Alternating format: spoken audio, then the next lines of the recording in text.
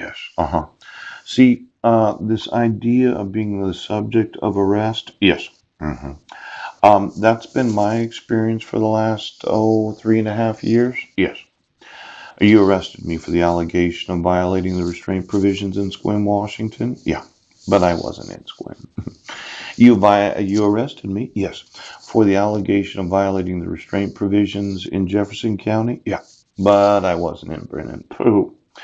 I emailed you 2,600,000 emails, and you, as law enforcement, decided that you no longer have to listen to any citizen of the United States that has a protection order issued against them because you're just going to say the individual's crazy.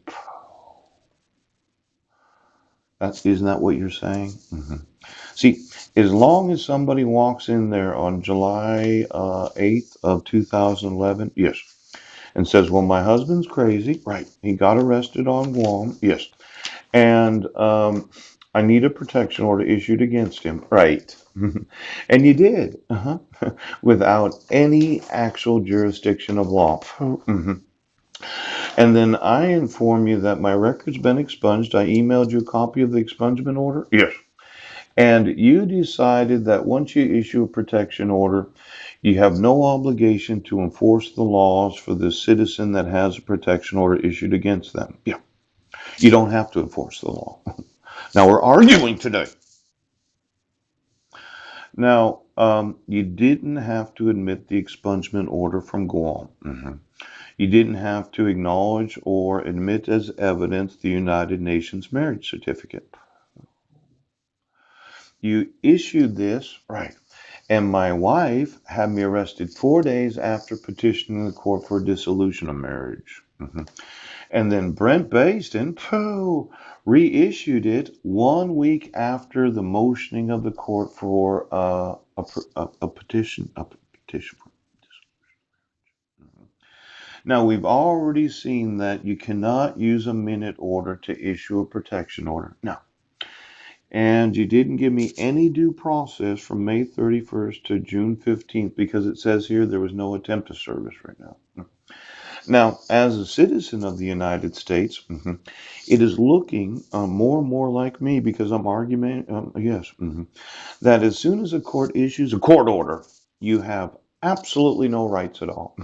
It doesn't matter what you say because they just do not acknowledge the laws of the United States.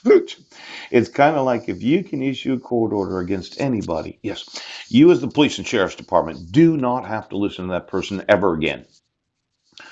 Now, let's say, okay, Google now, yes, information need. Could you get me all the Google software that comes loaded on each and every Android phone of all the welfare recipients? This thing has caused me more problems, this whole loading of all the Google software on every welfare phone. In fact, why don't you get me the contract of all of the welfare recipients, yes, that have a federal or state subsidized phone, yes, where Google decides to load all their shit on the fucking phone right now.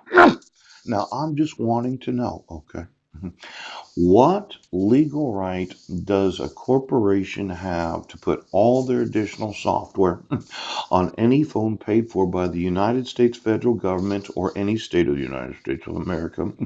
See, I think they're abusing the privilege, yes, of providing a free phone, yes, to those that are welfare recipients. Poop! Those that are on low income. Yeah. Now, I've been planning on suing Alphabet right now because I'm going to sue you, motherfucker.